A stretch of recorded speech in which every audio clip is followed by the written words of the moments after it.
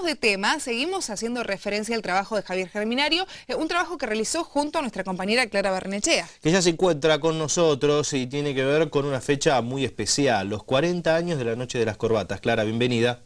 Buenas tardes, Martín, Yamila, así es. Voy a reiterar este dato importante, que es que el informe lo elaboramos de forma conjunta con Javier Germinario, que no está aquí porque estaba aportándonos esta información muy importante sobre el dólar.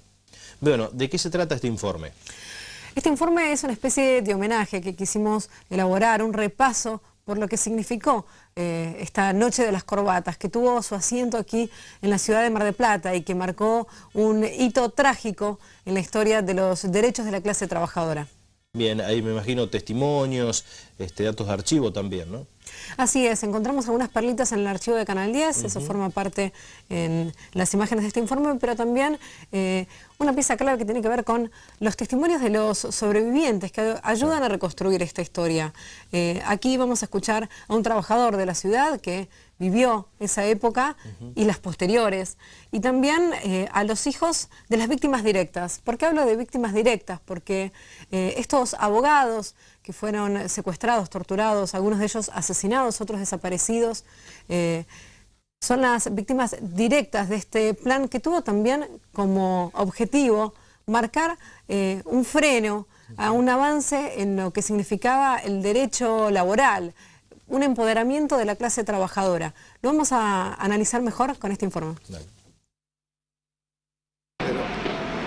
De hace aproximadamente 2 horas y media. Los propios secuestradores le pusieron nombre, La Noche de las Corbatas, un capítulo completo de disciplinamiento social, un dispositivo para eliminar enemigos ideológicos de quienes detentaban el poder y un paso indispensable para la aniquilación de los derechos laborales obtenidos por las clases obreras. Mi vida laboral pasó por el puerto, desde acá de Mar del Plata, donde digamos eché raíces, y toda la costa del Atlántico. En un principio navegué, yo fui uno de los primeros tripulantes de los barcos griegos, factoría. Y por ejemplo en la banquina venían muchos del litoral, ¿viste? Y decían, no, loco, si nosotros estamos acostumbrados a dormir en cama de sauce, no, pero loco, si estamos laburando para esto que se la están llevando todas. Bueno, por eso se luchó, se hizo un convenio que se plasmó en, creo que el 19 del 20 de junio del año 75, que se llama justamente el 161/75. Y por eso se hizo una lucha bastante ardua, ¿viste? Porque uno más o menos presentía lo que estaba pasando, ¿viste? Desde el 74 hacia adelante, cuando algunos, sí, los jóvenes, ustedes saben, las 3A, cuando empezó el peronismo de derecha, digamos, que acá los hubo mucho en Mar del Plata, empezaron a perseguir a todos los compañeros, digamos, que eran la mano de obra de la burocracia. Trabajaban en conjunto contra todos aquellos compañeros que eran combativos y luchaban adentro de la fábrica, para hacerla corta, por sus derechos laborales, ¿viste? Jorge Candeloro fue el secretario general del Partido Comunista Revolucionario en Mar del Plata y un gran activista de los conflictos gremiales. Entendía que para ser abogado laboralista no bastaba con conocer la ley, había que embarrarse. Y por eso se quedaba en las tomas de las fábricas que hacían los obreros.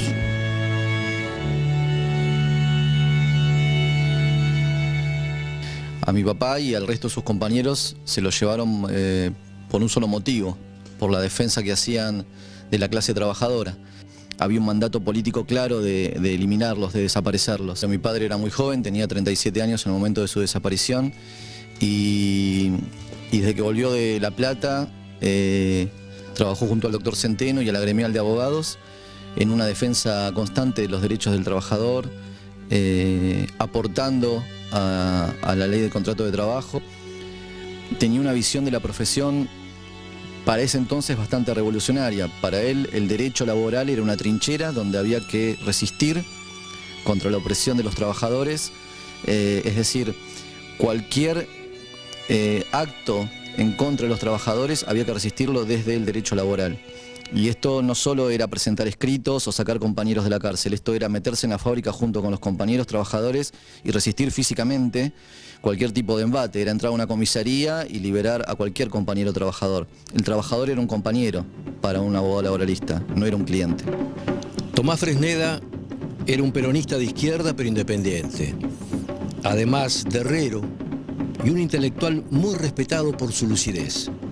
Se encargaba de las presentaciones de habeas corpus a partir de las numerosas desapariciones ilegales.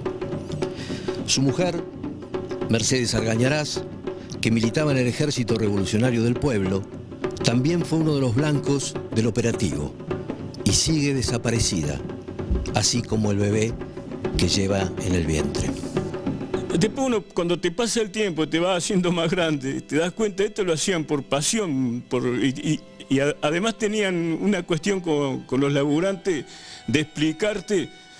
Por ejemplo, Alfredo Mercere, que fue docente de la universidad, el tipo bajaba abajo y se hacía entender con todo. Hugo Alaiz había sido un militante estudiantil muy activo, un gran orador de la izquierda, defensor de los fileteros del puerto.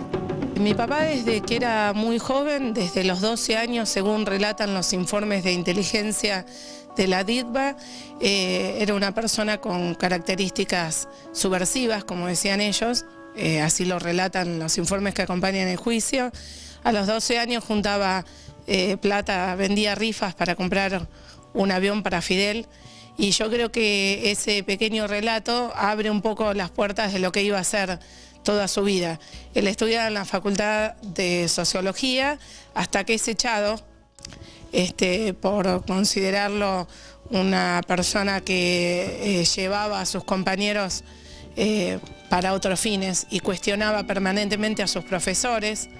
Así que mi papá termina recibiéndose de abogado como una consecuencia de su militancia.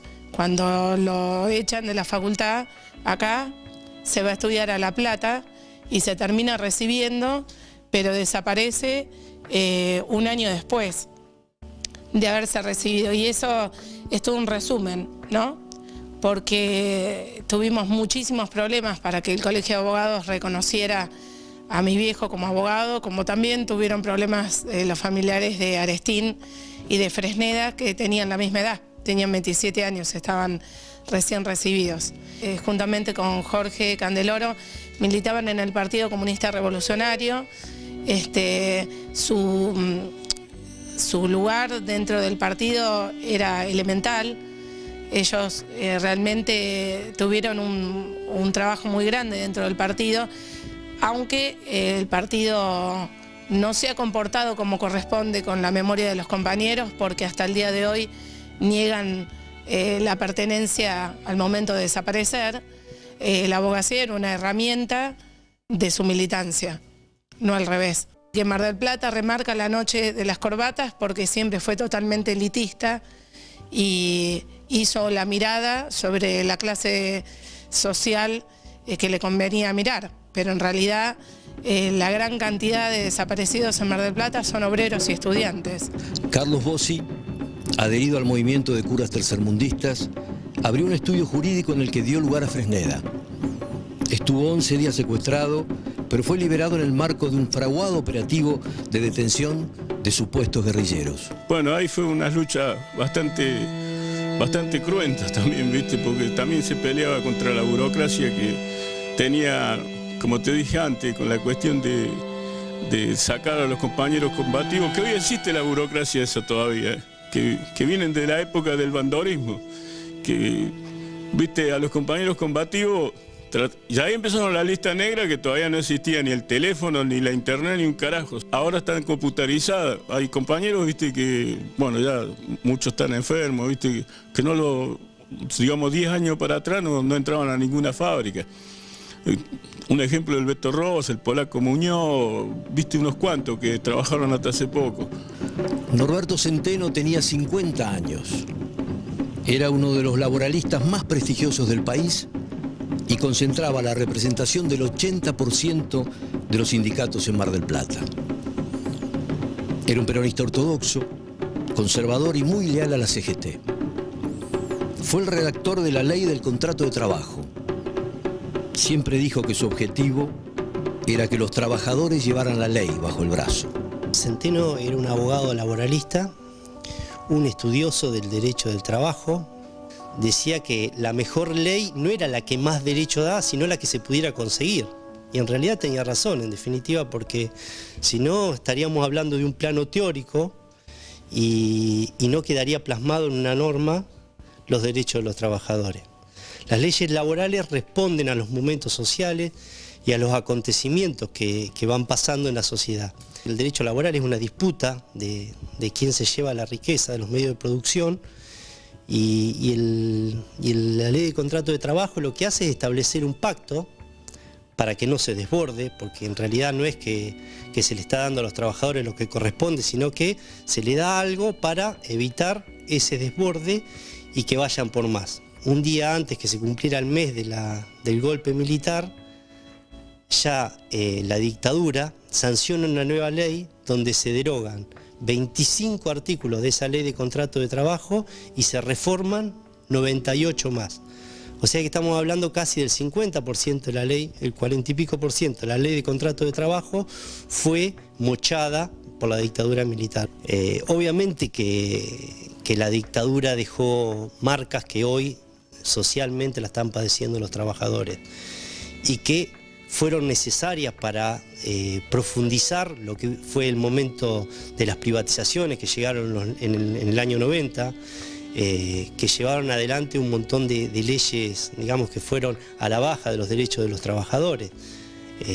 La ley de empleo, la ley Banelco después con De la Rúa, y obviamente que la dictadura hizo sus deberes para poder llevar adelante toda esa reforma en contra de la clase trabajadora. Salvador Arestín venía de una familia de pescadores y se dedicaba a representar obreros portuarios, fileteros y a todos los asalariados vinculados a la pesca. Fue dirigente estudiantil, abogado de la gremial y militante montonero.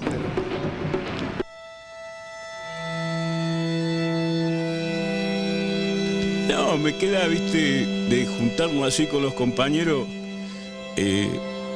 a decir la verdad de lo que pasó acá, viste, porque ya como te dije antes, en la organización hay unos cuantos que se comieron toda la dictadura preso. A mí me tocó exiliarme en mi propio país, ¿no? Acá a 200 kilómetros. Y la tortura también era, viste, cuando vos salías de tu casa, la incertidumbre de que no sabías qué carajo te pasaba si salías en la bicicleta o en la moto o a pie o tomaba el colectivo, eso, si te cazaban ahí o te cazaban adentro de la fábrica.